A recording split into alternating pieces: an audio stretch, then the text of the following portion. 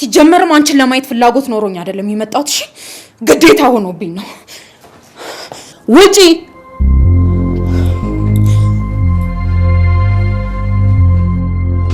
እኔ በመልህ መንገድ ሂድ እንጂ አንተም የድርሻህን ተወጣ እንጂ ይሳካልናል በእውነት።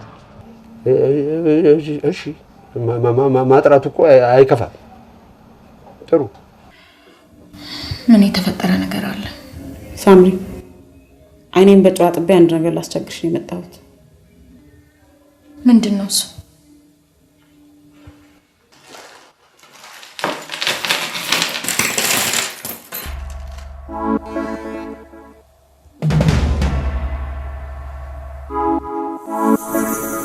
ገንዘብ ካለ በሰማይ መንገድ አለ እየተባለ እየተተረተ ይኸው ዛሬ እናንተ እህቶቻችንን ሰማይ እንድታይ አደረጓችሁ። የዛሬውን ሳይሆን የበፊቱን ጣፋጭ መግባባት የተሞላበት የፍቅር ጊዜያችንን አስታውሰሽ ይቅርበኝ። ህጋዊ ውክልና ይዘሽ ከለከለቺ ነው ምትይ? ነገርኩ እኮ ሮቢ፣ በገዛ አንደበቷ ምንም አይነት ሽራፊ ሳንቲም በስማ በለ ወይም ሸፍጥ በተሞላበት ውክልና ከዚህ ቢሮ ያወጣም ነው ያለችኝ። ሌላ ስልባውን በነግረም አይጠቅም። ቤት የመከራየት ጉዳይ ግን ከምር ብቻም ሳይሆን ቢቻል ከዛሬ የማያልፍ አንገብጋቢ ጉዳይ ነው። እንደው ያልካቸውን ሰዎች ዛሬ ማግኘት ይችላል? ይቻላል።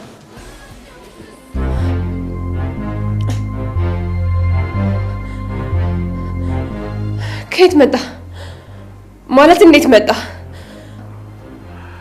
እንዴት አገኘኝ ማለትሽ ነው?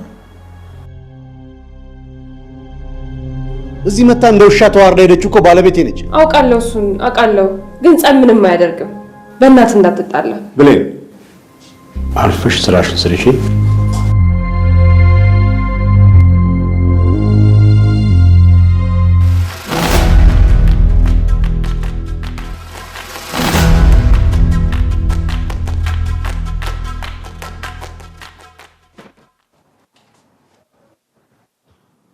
የኔ እዚህ ድረስ መምጣት የሚያስደስትሽ ከሆነ ይሄው መጣውልሽ። አሃ 200 ሺህ ብር በጥድፊያ እንዳጸድቅልህ ነበር ፍላጎት? ልመና እኮ አይደለም የመጣሁት። በድርጅት ውስጥ ባለኝ ድርሻና እኩል የተጠቃሚነት መብት የሚገባኝን የጠየቁሽ ነው እንዴ? ለመሆኑ ከዚህ ድርጅት ምን ያህሉን መቼ ማግኘት እንደሚገባ ታውቃለህ? በእናትሽ የሌለ ቢሮክራሲ ለመፍጠር አትሞክሪ። ስሚ፣ አንቺ በዚህ ድርጅት ውስጥ ያለሽን መብት ያህል እኔም አለኝ። ድርጅት ውስጥ በአሁኑ ወቅት ስላለበት የፋይናንስ ሁኔታ ምን ታውቃለህ? ትርፍ ላይ እንሁን ኪሳራ ላይ፣ ካፒታላችን በምን ሁኔታ ላይ እንዳለ ታውቃለህ? ምን ለማለት ነው? የፋይናንስ ስራ ምርመራ ላይ እኮ አይደለንም ያለነው ነው። ተገቢ ለሆነው ጥያቄ ተገቢ የሆነ መልስ ላለመስጠት ነው። ምንድነው ዝባዝንኬሽ? አንድ ጊዜ ልትታገሰኝ ትችላለህ?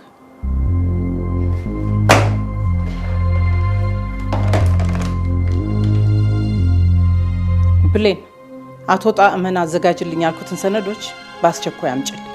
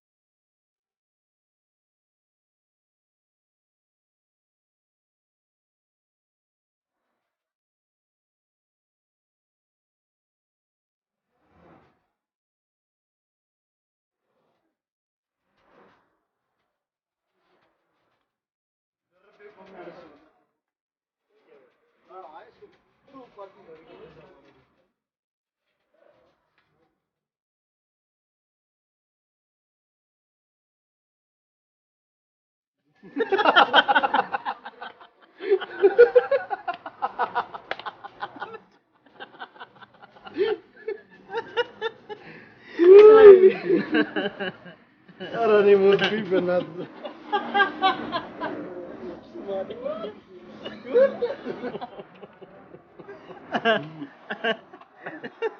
ወይኔ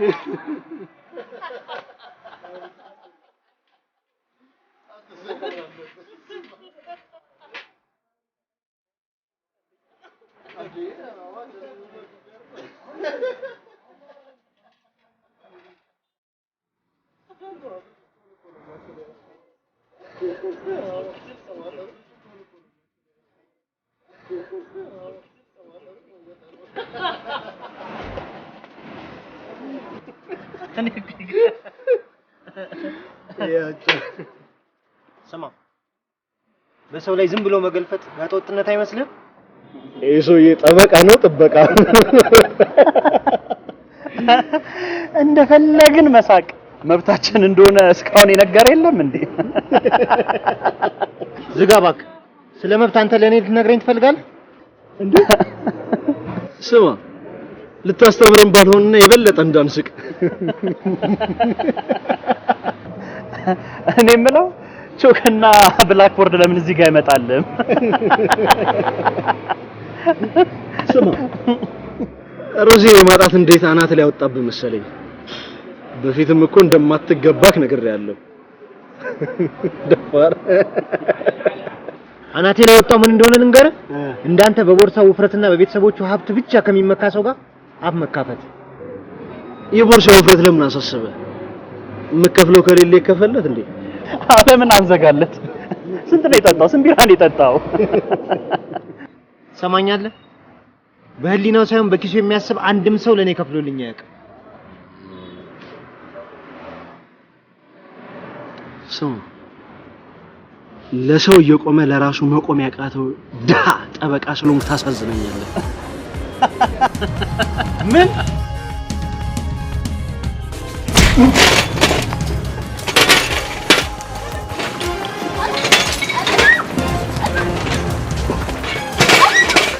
ወላፈን ይሄው ተመልከት። ምንድነው? በድርጅቱ ውስጥ ስላለ የተጠቃሚነት መብት ከመጠየቅ በፊት ልታውቃቸው የሚገቡ መረጃዎች። ምን ማለት ነው ይሄ? ተመልከተው እንጂ ማንበብ ትችል የለ እንዴ? ዝም ብሎ እኮ መብቴ ድርሻዬ ማለት አይደለም። አንብብና ተረዳ። ይሄ ካለፈው የበጀት ዓመት ወጪ የሆነ የገንዘብ ዝርዝር ነው። ላንተ የመኖሪያ ቤት ግዢ ቀሪ ክፍያ፣ ለመኪና ግዢና ማደሻ፣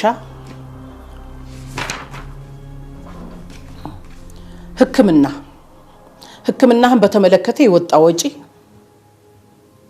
ይሄ ደግሞ ምርምር ምናምን እያልክ በተለያዩ ጊዜያቶች የምታወጣቸው ገንዘቦች፣ ባለቤትህ እየመጣች የምታወጣቸው የተለያዩ ወጪዎች። ተመልከት፣ ሂሳቡ ምን ያህል እንደሆነ ተመልከተው። ቆይ የሁሉ ዝባዝንኬሽ የጠየቁትን ገንዘብ ለመከልከል ነው?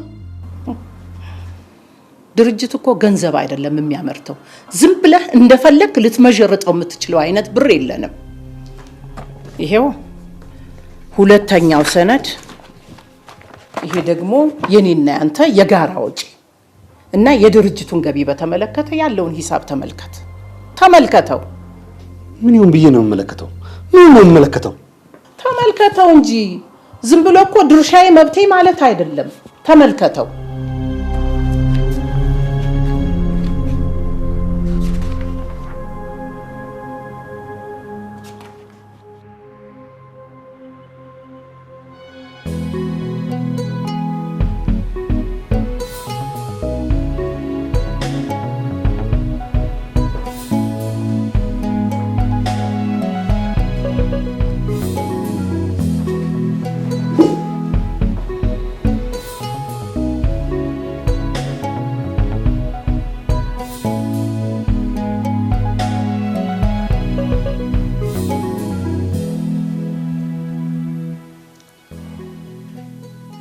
ያዘዝኩልሽ መድኃኒት በአግባቡ ተጠቅመሻል?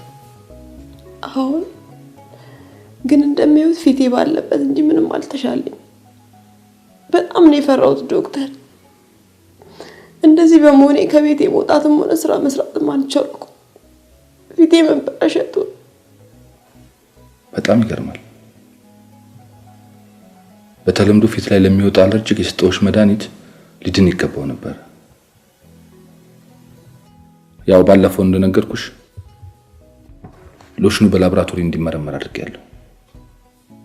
እናም የላብራቶሪ ውጤቱ ደግሞ ሎሽኑ ምንም ችግር እንደማያስከትልና ጤናማ መሆኑን ነው። ያማ እንዴት ሊሆን ይችላል ዶክተር? ፊቴ እንደዚህ ያለ ከዚህ በፊት እንደዚህ ያለ ችግር አንጋጥሞኝ አያውቅም። ሎሽኑን ከተጠቀምኩ በኋላ እንደዚህ ሆንኩ። ይገባኛል።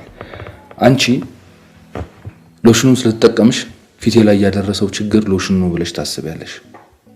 ግን አንዳንድ ጊዜም እኮ በሌላ ምክንያት እንደዚህ አይነት ነገር ሊከሰት ይችላል። እኔ ደግሞ ማድረግ የሚገባኝን ነገር አድርጌያለሁ። እና ምንድነው የማደርገው ዶክተር? እንዲህ ተበላሽቼ ልቀርና እንደዚህ ሆኜ? ኖ ተስፋ መቁረጥማ የለብሽም። ወጣት አይደለሽ እንዴ?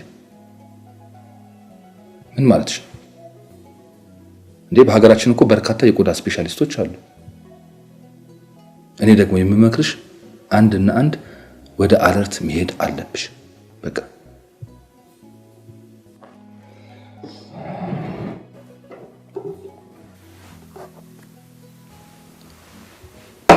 ይሄ የተጠቀምሽው ሎሽን ነው።